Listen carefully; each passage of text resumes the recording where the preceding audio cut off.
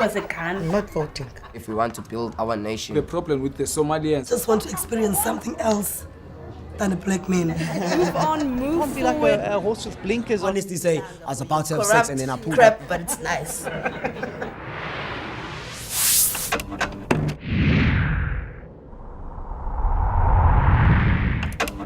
It's an evil thing that is happening in Nova. It's not a joke. If people think it's a joke, to see somebody die every day in Hanover Park, it's no joke, sir.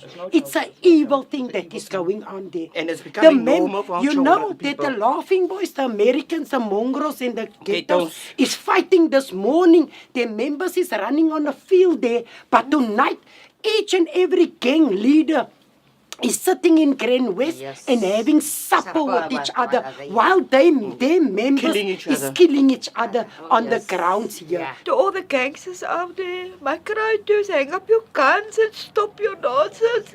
Stop it because you're hurting us. You don't know what you're doing to parents.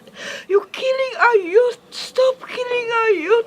Please, that's all I'm asking. I would like to come face to face to my son's killers. I don't know, I put it in God's hands, but what you did to me, I hope you don't do it to another one.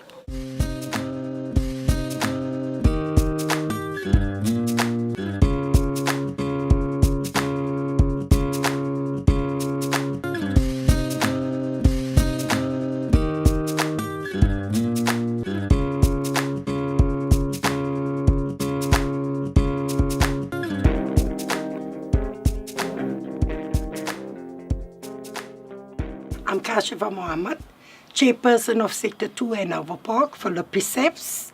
I'm a chairperson of a task team. I lost a 17 years old son, and both my other two sons were shot. Hi, I'm Daphne Croy. I've lost a son. I'm from Hanover Park, and I'm with the Women's Forum, and I've also got my own NPO, Youth at Risk, where I work with youth. Hi, I'm Sadiqa Valentine. I'm part of the Women's Forum, chairperson of Bloemfontein Neighborhood Watch. I lost no kids, but I do work in my community. Good day, people. My name is Gladys Jones. I'm from Hanover Park. I sent 52 Angoa Court. I never lost someone in a gang shooting, but my two sons at the hard time and they were ex-gangsters. You know, our youngest shooter in Hanover Park is the age of 9. He can't even write his name. His surname. Can't even write from 1 till 10, but he's the best shooter. And if he kills somebody, he gets a new pair of tekkies, he gets a new pair of night tracksuit, he gets 1,000 rand money. Even the gang leaders is taking his members' ID books and he put them in a policy. He take out his own people's hits just to get that millions of policy money. It's very sad. Because the killings is every day, gangster or not gangster. They even shoot kids also, innocent children. I talk about a girl, 7 years old. They don't care. They don't care. Our children can't play in the parks. They can't even play outside because they're shooting. They don't care. Can I just come in the same perpetrators, it's every time the same perpetrators. When they shot this child of 4 years old, the guy that shot the child, he was in front page in The Voice. Everyone saw him. The next week out, after that he shot another four people. The same, I can't mention names like action, but I'm talking about the same perpetrators and the gangs. And if they we've got this spark, like they say, the Americans and after dollar kids, Americans and the laughings. Then you get the mongrels and then the ghettos. But now what is actually happening in our area? Some of the cops just concentrate on picking up certain gangs and they're not picking up the next gang. If they have to deal, say it's 4 different gangs, if they have to pick up each 4 different gang, they found you with a gun, you. Then it would be less killings, but no. It's just every time, just a one, as long as, because they know they're not going to shoot you. I see them grow up, and I know what kind of person, because they rob every day, they did rob people, because they are children of gang leaders, drug merchants, because they think if their parents is selling drugs, they have powers in the community of Hanover Park. But in my case, they have no powers. I will give them no powers in Hanover Park. I will fight them from now till the day I die. Robbing people, the same like Councillor just said, that very same boys robbing people, taking their phones, and coming some other gangsters from the other areas coming over to, and whether the conflict also starts with some gangsters, because they come from other areas, they don't even belong on our turf, our territory, then they rob people there as well. And what's also happening is the girls. Let's speak about the girls also. There's also the conflict that carries the guns. No, the girls is also part of the gang fight, because you went out with this gang, so you're done with this gang. Now you're switching over to this gang. Sunday, what happened from that boys that Kashma just spoke about? They were about over 30. The youngest was 10, 11. And they came over to our court. We don't have gangsters. And they wanted to stab and shoot this one boy, also a soccer player that's not a gangster. So we had to the mummies, we told the mothers, listen, don't let the fathers get involved, because they will actually hurt the fathers. Let we as parents, as mothers, let we stand together. And we went to them and we told them and we chased them out of our area. And we said, you don't even belong here. I never lost nobody. But I have two sons, ex-gangsters. My second elder son, he shot someone. And me was the one was American. The second eldest was American and the eldest was a civil leader. And you know, people, they had it in my house. Very odd. Because enemies are fighting together. The other one, American, can come to my house with the other one, civil leader. I can fit him in the middle of the night. And I must disguise him like a lady, and I must dress him like a lady to let him sleep in the house at night. The other one come in. Yes, Mommy, I'm going to kill that one. I'm going to kill for Capone. I call him Capone. I'm going to kill Capone. That's Isaac, and I'm going to kill Capone. The Capone come in. Mommy, I'm going to kill Isaac. I mean, you know, the one day, it was hard. People and other people are sleeping, and now it's hard. So because I take it from my children also. Because one day, my second eldest son shot someone. That was on a Sunday in Blinkwater. I sent him to the shop. There just hear two gunshots go off. Then I saw the he's running and the friend that was with him, Tessie's running and I ran out. And I called Tessie, what is happening? So he told me, Auntie Gladys, I said, she shoot khaki. The Monday morning, someone came to tell me that they're going to take my son out away. They want to do the shooting. They're going to take him out away. Out of another box. I said, no one is taking him out of another box. He killed that person. He must go and pay for his punishment, man. So I told him, Jay, you must choose your mother of them. Of them. Because if you're going to get locked up, I'm not going to go and visit you in Paul's. It's going to be dark. It's going to be dark. So you got the choice now. If you go with him, then you know my child. You're going to give yourself up, then you my child. I will fight. I will help you where I can help you. I know you did shoot that child. You did. And don't tell me you didn't. You shot him twice. But then you still get mothers like Auntie Gladys. You don't get mothers. I mean, like this mother, sorry, Auntie Gladys.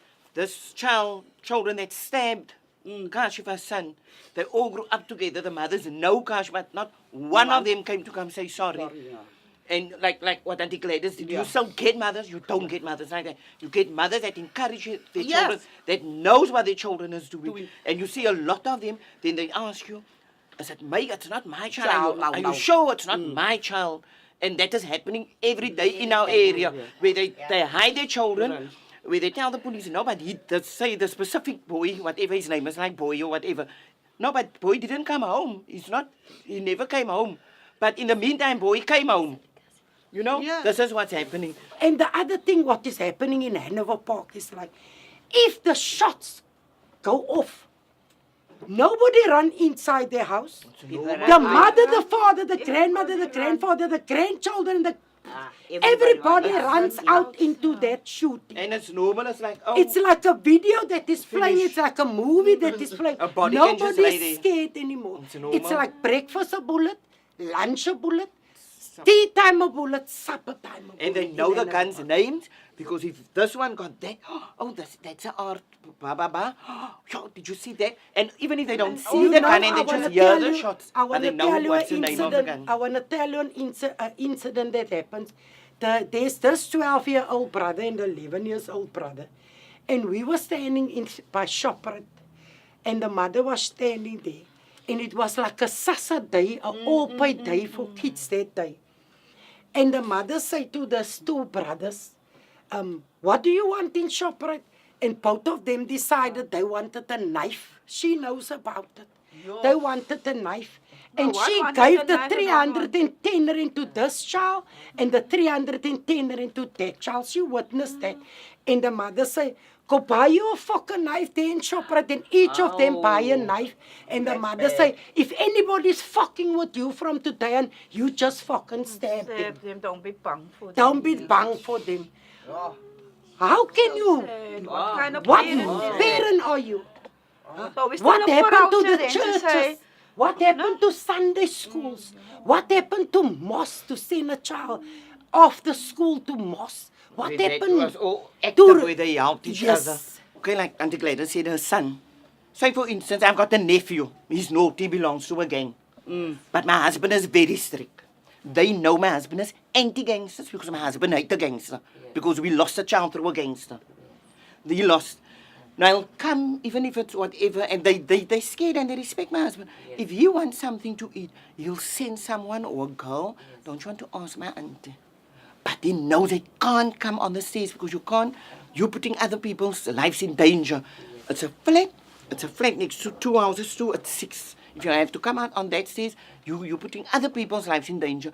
So most of the parents know that, but they still allow their family members.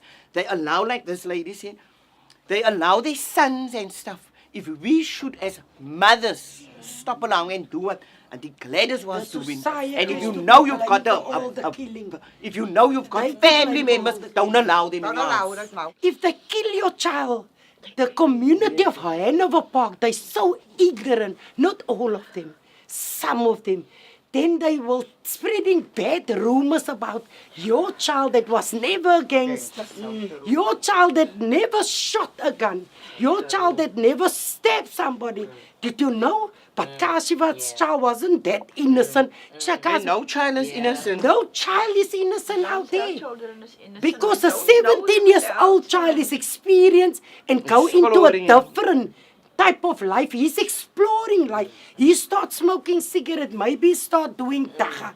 But you as a parent, no, you must be alert for all those things that is going on in your child's life. You know, if the child comes into the door, the mother must know. Listen, Rukjay dacha. Something is wrong. Something is wrong. You must focus. And you know, I have 4 sons. But the rule is 10 o'clock is 10 o'clock. There's Rashida. Whether you're 29 or 32, 10 o'clock, this is my house, this is my rules, and I set my rules. Yeah.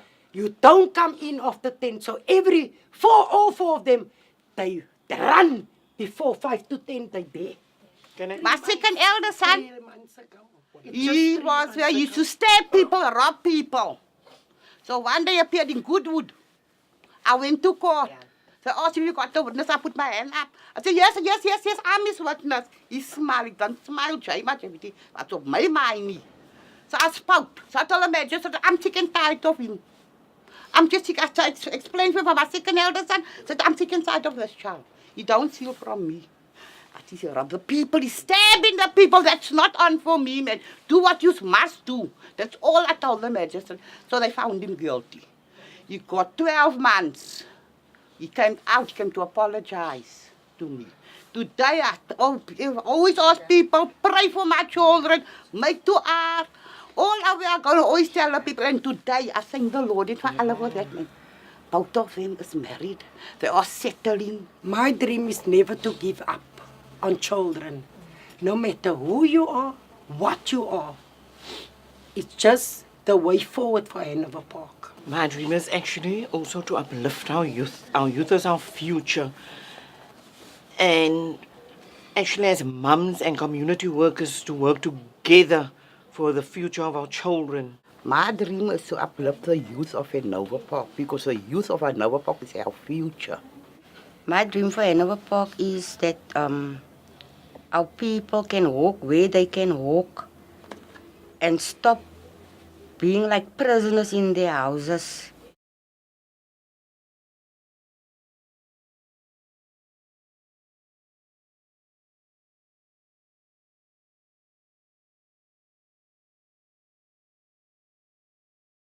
It was a gun. I'm not voting. If we want to build our nation, The problem with the Somalians. Just want to experience something else than a black man. Don't be like a horse with blinkers on. Honestly say, I was about to have sex and then I pulled crap, up. but it's nice.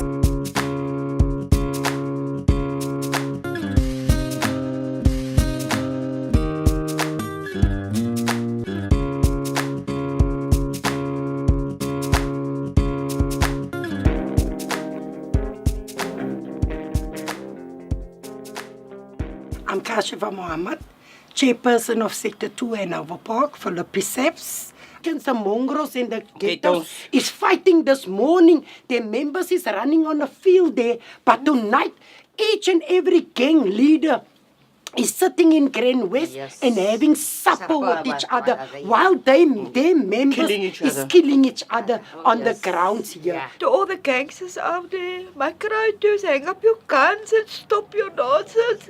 Stop it because you are.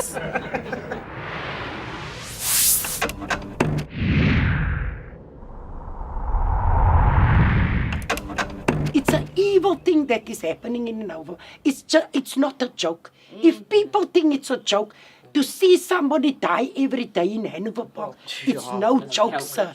It's an evil thing that is going on there. And it's becoming normal for our You children, know that people. the laughing boys, the American Thing is, you don't know what you're doing to parents. You're killing our youth. Stop killing our youth. Please, that's all I'm asking. I would like to come face to face to my son's killers. Oh, I don't know, I put it in God's hands, but what you did to me, I hope you don't do it to another.